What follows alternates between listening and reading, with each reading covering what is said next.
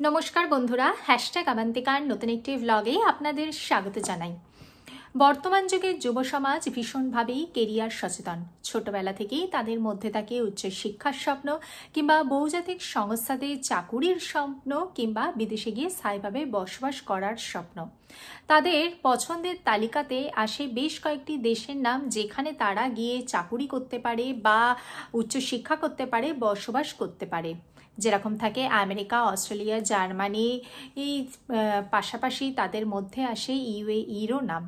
तारा द्विधाग्रस्त हये पड़े कोन देशे गेले की सुविधा हबे की असुविधा हबे। तादेर मध्य हयतो सठिक इनफरमेशनेरो अभाव थाके। आसुन एई भिडियोर माध्यमे आमरा जेने निई यूएसए नाकि यूएई कोन देशे की सुविधा एबं की असुविधा, कोन देशे उच्च शिक्षार सुयोग बेशी नाकि कोन देशे गेले आपनार स्थायीभावे बसबास लाभ करते पारबेन। आसुन तुलनामूलक आलोचना करा जाक এই ভিডিওর মাধ্যমে। তাই স্কিপ না করে পুরো ভিডিওটা আমার সাথে থাকুন। ভিডিওটা ভালো লাগলে লাইক করবেন, চ্যানেলটিকে সাবস্ক্রাইব করবেন। ইউএসএ ভার্সেস ইউএই দুটি দেশের তুলনামূলক আলোচনা করতে গেলে আমি কতগুলি প্যারামিটার ওয়াইজ আপনাদের সাথে আলোচনা করব। তবে সমস্তটাই আমার ব্যক্তিগত মতামত, ব্যক্তি বিশেষে এই মতামত কিন্তু অবশ্যই ভিন্ন হতে পারে। আপনি আপনার প্রায়োরিটি অনুযায়ী আপনার পছন্দসই দেশের তালিকা তৈরি করবেন এবং সেই অনুযায়ী আপনার প্রায়োরিটি সেট করবেন। কারণ বিদেশে গিয়ে আপনাকেই সংগ্রাম করে আপনাকেই কিন্তু সেটেল হতে হবে, আপনাকেই কিন্তু লাইফের পজিটিভ ভাইবসটা খুঁজে নিতে হবে। তাহলে চলুন শুরু করা যাক আজকের এই ভিডিওটা। প্রথমেই চলে আসি ভিসার কথা।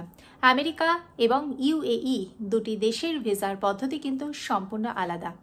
আপনি ইউএসএতে যদি আজকে ভিসা অ্যাপ্লাই করেন, স্টুডেন্ট ভিসা বা ওয়ার্ক ভিসা, সেটা কিন্তু বেশ একটু কমপ্লিকেটেড এবং সেই ভিসা অ্যাপ্লাই করতে কিন্তু বেশ কিছুটা সময় লাগে।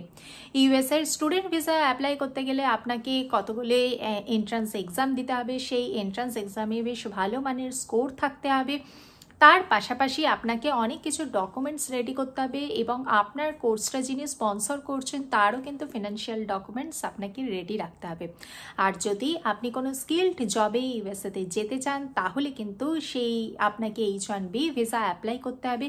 H1B একটি লটারির ওপর ডিপেন্ড করে এবং যেটি এমপ্লয়ার বেসড ভিসা। লটারিতে আপনার না বদলে তখন এমপ্লয়ার আপনার ভিসাটাকে প্রসেস করবে। আপনি ডিটেল ইনফরমেশন পেয়ে যাবেন গুগল সার্চ করলে বা আপনি ইউএসসিআইএস এর ওয়েবসাইট থেকে আপনি ডিটেল ইনফরমেশন পেয়ে যাবেন। আর দুবাইয়ের ভিসা অ্যাপ্লাই করার যে পদ্ধতি সেটা অনেকটা সহজ হচ্ছে আমেরিকার তুলনাতে। সেখানেতে স্টুডেন্ট ভিসা বা ওয়ার্ক ভিসারও বিভিন্ন ধরনের ক্রাইটেরিয়া রয়েছে। সেই সমস্ত কিছু আপনি অবশ্যই ওয়েবসাইট সার্চ করবেন, সেখান থেকে পেয়ে যাবেন। তবে আমার একটা সাজেশন হলো চারিধারে কিন্তু প্রচুর ভুয়ো এজেন্ট আছে, তাদের থেকে কিন্তু অবশ্যই নিরাপদ দূরত্ব বজায় রাখবেন। নেক্সট আসছি এডুকেশন। আমেরিকার এডুকেশন কিন্তু বিশ্বমানের। আজকে আপনি ওয়ার্ল্ডের টপ 10 ইউনিভার্সিটির লিস্ট খুললে তার মধ্যে কিন্তু আমেরিকার বহু ইউনিভার্সিটি পাবেন। সেখানকার ইউনিভার্সিটিগুলোর যে আন্তর্জাতিক মান, রিসার্চের স্কোপ, ফ্যাকাল্টির যে মান বা সেখানেতে আন্তর্জাতিক মানের স্টুডেন্টদের সাথে রীতিমতো কিন্তু আপনাকে প্রতিযোগিতা করে কিন্তু আপনাকে টিকে থাকতে হবে। ইউএসএর উচ্চশিক্ষার জন্যে আপনাকে কিন্তু জিআরই টয়েফেলের বেশ ভালো মানের স্কোর রাখতে হবে, প্লাস স্কলারশিপ অবশ্যই পেতে হবে এবং আপনাকে সমস্ত ধরনের ডকুমেন্টসও কিন্তু একদম রেডি রাখতে হবে। আর আপনার কোর্সটা যিনি স্পন্সর করছেন তারও চেষ্টা করবেন তারও যেন ফিনান্সিয়াল ডকুমেন্টস আপনার সাথে থাকে ইন্টারভিউয়ের সময়তে।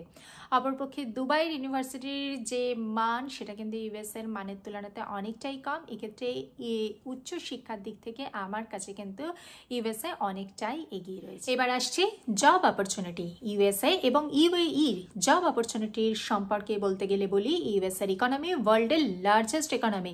সেখানেতে রয়েছে ওরাকেল, ফেসবুক, মাইক্রোসফট, গুগলের মতো সংস্থার হেডকোয়ার্টার্স। পাশাপাশি মাঝারি মাপেরও বহু সংস্থা রয়েছে।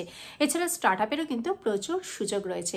এখানেতে আপনি স্কিলড জবের প্রচুর সুযোগ পাবেন যদি আপনি H1B ভিসা প্রসেস করে থাকেন। অপরপক্ষে ইউএইতে আপনি স্কিলড জবের পাশাপাশি আনস্কিলড জবেরও কিন্তু বেশি সুযোগ পেয়ে থাকবেন। অবশ্যই আপনি যদি জব অপরচুনিটির তুলনা করি তাহলে কিন্তু ইউএইর তুলনায় ইউএসএর যে জব অপরচুনিটি অনেকটাই বেশি। সেখানকার যে কাজের পরিবেশ বা কাজের যে মান সমস্তটাই কিন্তু ইউএইর তুলনায় আমার পার্সোনালি ইউএসএর অনেক বেটার বলে মনে হয়েছে। তবে সমস্তটাই আমার ব্যক্তিগত মতামত, ব্যক্তি বিশেষে এই মতামত কিন্তু অবশ্যই ভিন্ন হতে পারে। এবার আসি ট্যাক্সের কথায়। ইউএসএ এবং ইউএই কোন দেশে ট্যাক্সের পরিমাণ কেমন বলতে গেলে প্রথমেই বলি, ইউএইতে কিন্তু কোনো ট্যাক্সই লাগে না। আপনি যত টাকা ইনকাম করছেন পুরোটাই আপনার নিজস্ব ইনকাম। এখানে কিন্তু সরকারকে কিন্তু আপনাকে কোনো রূপ ট্যাক্স দিতে হয় না। অপরপক্ষে ইউএসএতে আপনার প্রচুর টাকা ইনকাম হলেও এখানে কিন্তু বহু ধরনের ট্যাক্স রয়েছে, যেরকম স্টেট ট্যাক্স রয়েছে, পাশাপাশি সোশ্যাল সিকিউরিটি ট্যাক্স রয়েছে এবং ফেডারেল ট্যাক্সও রয়েছে। অবশ্য কিছু কিছু স্টেটে অবশ্য স্টেট ট্যাক্স থাকে না, কিন্তু তাও কিন্তু ট্যাক্সের পরিমাণ কিন্তু ইউএর তুলনায় অনেকটাই আপনার বেশি হয়ে থাকে। নেক্সট আসছে হেলথ কেয়ার। ইউএসএ এবং ইউএইর দুটি দেশের হেলথ কেয়ার সম্পর্কে বলতে গেলে বলি, ইউএসএতে হেলথ কেয়ার আন্তর্জাতিক মানের হলেও এখানে কিন্তু হেলথ কেয়ার কিন্তু ভীষণই কস্টলি হয়ে থাকে।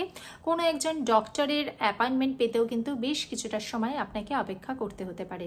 অপরপক্ষে ইউএইর হেলথ কেয়ার কিন্তু অতটা কস্টলি একদমই নয়। এখানে কিন্তু আপনি ডক্টরের অ্যাপয়েন্টমেন্ট অনেকটা ইজিলি পেতে পারেন। কোনো দেশে গিয়ে বসবাস করতে গেলে আপনাকে কিন্তু সেফটির দিকটাও কিন্তু আপনাকে মাথায় রাখতে হয়।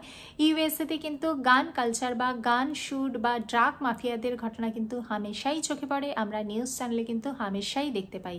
অপরপক্ষে ইউএইতে কিন্তু ড্রাগ মাফিয়া বা আপনার গান কালচারের ঘটনা কিন্তু অতটা একদমই চোখে পড়ে না। তাই নিরাপত্তার দিক থেকে কিন্তু আমার কাছে ইউএসএর তুলনায় ইউএই কিন্তু এগিয়ে রয়েছে। এরপরে আসছি ওয়েদার। ইউএসএ এবং ইউএইর ওয়েদার সম্পর্কে বলতে গেলে বলি, ইউএসএ নর্দার্ন সাইডে যে সমস্ত অঞ্চলগুলো রয়েছে, যেরকম new York, new jersey, Chicago, ক্যালিফোর্নিয়ার মতো অঞ্চল, সেখানে কিন্তু শীতকালে অনেক সময়তেই কিন্তু প্রচুর তুষারপাত হয়ে থাকে। অবশ্য সাউদার্ন সাইডের যে সমস্ত অঞ্চলগুলো রয়েছে, যেরকম হিউস্টন বা ফ্লোরিডার মতো অঞ্চল, সেখানেকার ওয়েদার কিন্তু আমাদের বঙ্গদেশের ওয়েদারের সাথে অনেকটাই মিল আছে। আর গরমকালের ওয়েদার কিন্তু স্টেট ওয়াইজ কিন্তু ভীষণই ডিফারেন্স দেখতে পাওয়া যায়। অপরপক্ষে ইউএইতে শীতকাল ভীষণই আরামদায়ক হলেও গরমকালের টেম্পারেচার কিন্তু প্রায় 45-50 ডিগ্রি হয়ে গিয়ে থাকে। নেক্সট আসছে পাবলিক ট্রান্সপোর্ট। ইউএসএ এবং ইউএইর পাবলিক ট্রান্সপোর্ট সম্পর্কে বলতে গেলে বলি, ইউএসএ বড় শহর ছাড়া অন্যান্য যে সমস্ত মাঝারি বা ছোট মানের শহর রয়েছে, সেখানে কিন্তু পাবলিক ট্রান্সপোর্টের অবস্থা কিন্তু বেশ খারাপ। পাবলিক ট্রান্সপোর্ট কিন্তু নেই বললেই চলে। সেখানে যোগাযোগের একমাত্র মাধ্যম হলো নিজের গাড়ি বা ক্যাব সার্ভিস। সে দুটোই ভীষণই কস্টলি। নিজে প্রাথমিক অবস্থায় গিয়ে নিজের গাড়ি কিনতে গেলে কিন্তু বেশ কিছুটা টাকা আপনাকে লোন নিতে হবে। লোনের সাথে রয়েছে আপনার ইন্স্যুরেন্স রয়েছে, ড্রাইভিং লাইসেন্সের খরচা রয়েছে, যেগুলো আপনার এক্সট্রা ফিনান্সিয়াল বার্ডেন হয়ে থাকে। অপরপক্ষে ইউএইতে কিন্তু পাবলিক ট্রান্সপোর্টের অবস্থা কিন্তু যথেষ্ট ভালো। সেখানেতে আপনি মেট্রো রেল পাবেন, মনো রেল পাবেন, বাস সার্ভিস পাবেন। এই সমস্ত পাবলিক ট্রান্সপোর্টের সুবিধা কিন্তু আপনি পেয়েই যাবেন। তাই পাবলিক ট্রান্সপোর্টের দিক থেকে কিন্তু ইউএসএর তুলনায় কিন্তু ইউএই কিন্তু অনেকটাই এগিয়ে রয়েছে। এরপরে আসছি ডোমেস্টিক হেল্প। ইউএসএ এবং ইউএই দুটি দেশেই জীবনযাত্রা চালানোর জন্য হাজব্যান্ড অ্যান্ড ওয়াইফ দুজনকেই কিন্তু ওয়ার্কিং হতে হয়।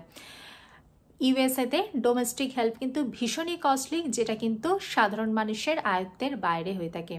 অপরপক্ষে ইউএইতেও দুজনকে ওয়ার্কিং হলেও ডোমেস্টিক হেল্প ইউএসএর মতো অতটা কস্টলি নয়, যেটা আয়ত্তের বাইরে হয় না। আপনি হয়তো কষ্ট করে আপনি রাখতেই পারেন। আমাদের অনেকেরই হয়তো জীবনের মূল লক্ষ্য থাকে বিদেশে গিয়ে স্থায়ীভাবে বসবাস স্থাপন করার।